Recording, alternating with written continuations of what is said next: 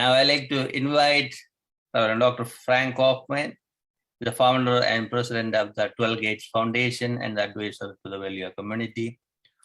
Frank Kaufmann is one of the religious faith leader over 40 years working for the interfaith harmony and dialogue around the globe. A pioneer in the field. Without delay, I would like to invite Dr. Frank Kaufmann. Floor is for it. Thank you, Guruji.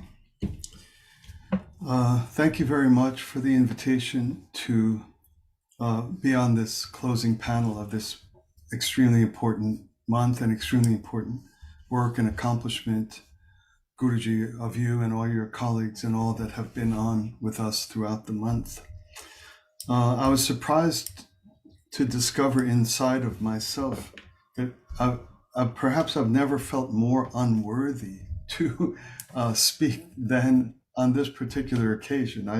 I didn't expect it, but I'd just like to open with that, just to express that I feel profoundly unworthy to speak on women. I'd just like to offer my deep appreciation for the women here on this panel and the women of the world, and for the divine feminine that surrounds me and all of us every moment of my life. Our gratitude can never be sufficient, and words to honor women simply can never be sufficient. We're indebted.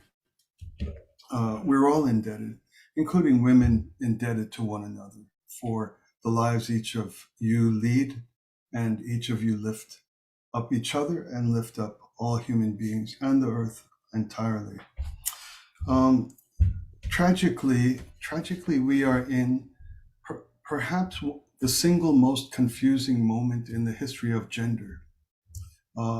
Surrounding us is a genuine descent into horror and confusion, in which there is a concerted effort to undermine the capacity to account for or identify what a woman is.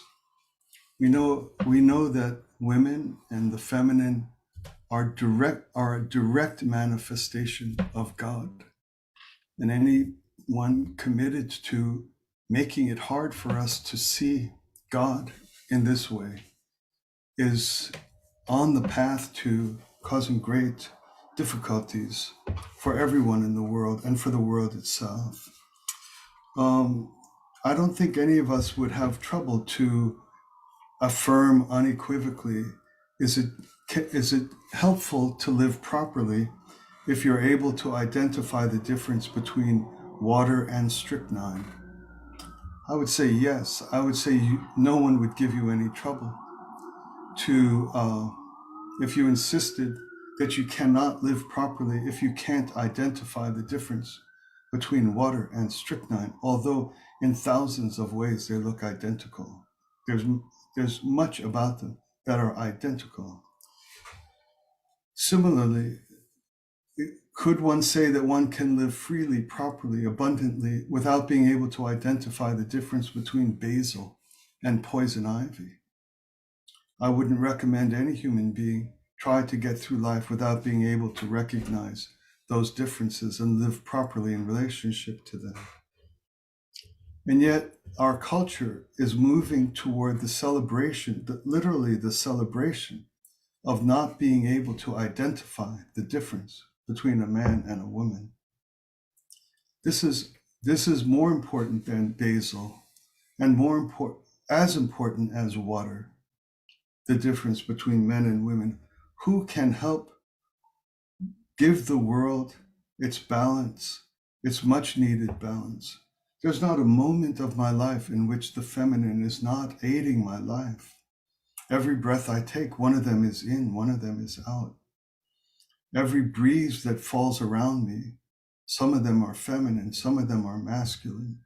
All that I am is that. If religion does not have a vital role to help the world find its moorings now, what good is religion, honestly speaking? We can dream about God, we can dream about our future afterlife. But if religion cannot help us in a time of profound threat to the deepest aspect of our being. If I think about my mother, I think about my sisters, my physical sisters. I think about the ladies all around me who have educated me, who support me or work with me, or for whom I work. If people want to threaten what those relationships are to me, I'm distressed by that. And for me, religion and spiritual life is the deepest root of where we find our hope and our correction and our clarity.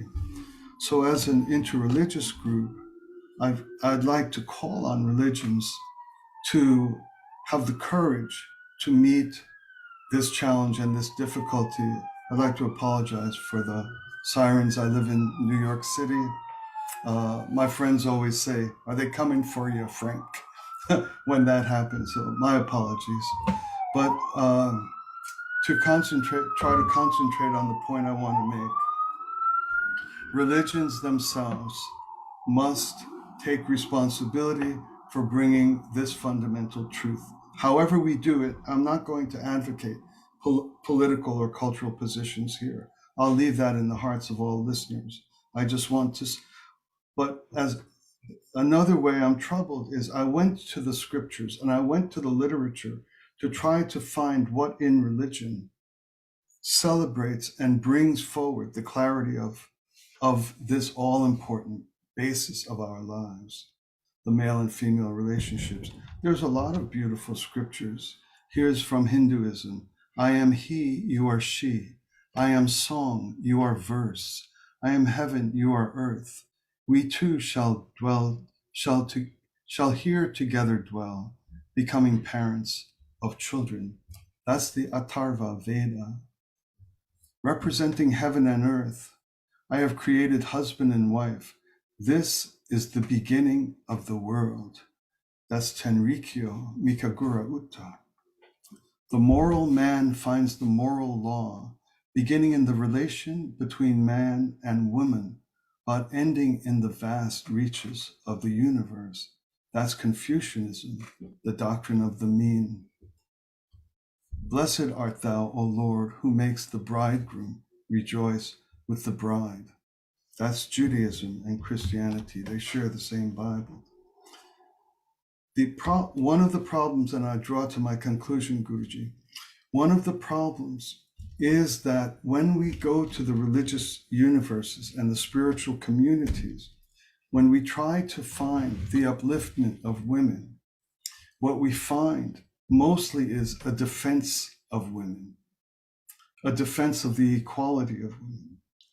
And I believe this falls short. Our approach to men and women. So for example, take lions and bears, just lions and bears. Do we spend a lot of time saying lions are just as good as bears? Or bears are just as good as lions? We don't. Lions are lions. We love them as they are. Bears are bears. We love them as they are. Men are men. We love them as they are. Women are women. We love them as they are. We're not trying to say one deserves to be equal or not equal. So the final word I'll say is that if religions are to be involved in rectifying a profound threat to the basis of peace and harmony on earth, namely confusion in gender, I recommend that each of us in our traditions, please look to not a defense of equality. This is a low effort. What I would recommend and seek to find in our religions and in our hearts as spiritual people, a competition of praise, to see who can praise the other gender more highly, who can express gratitude more eloquently, more poetically, more beautifully. Let women tell men, help men understand our value. Let men tell the women what you mean to us, not to defend equality, but to praise and uplift and celebrate and sing the songs of femininity and of women. So if this is a month or an event that has to do with women, I want to say thank you. I want to apologize for my misunderstanding to date so far. And I want to say that of all the things I love most in the entire of my birth, I like ice cream. I like a walk on the beach. Women most. This is why God made me as a man. Thank you so much, Guruji. Thank you so much. Thank you, Reverend Dr. Frank Kaufmann, bringing your thoughts. And I know you work with so many women around the globe, so you have good experience. And your wife is from Japan, right? Yes. That's the tolerance you have, and your wife has. She has more. The language and the culture, you both are able to handle it. So, Thank you, Guruji. thank you, appreciate your support. I will not talk about myself here. I will talk about the female gender as not as an entity, but as something of high value. And this is where I would like to express my most heartfelt gratitude to Dr. Frank for such amazing remarks and expressions of fondness and respect towards us. And the fact that we need to be acknowledged, not always recognized, but we need to be acknowledged and put into the know that we are here, that we are at least in existence, let alone in collaboration, in synergy with other people, places, entities in the world and on this earth.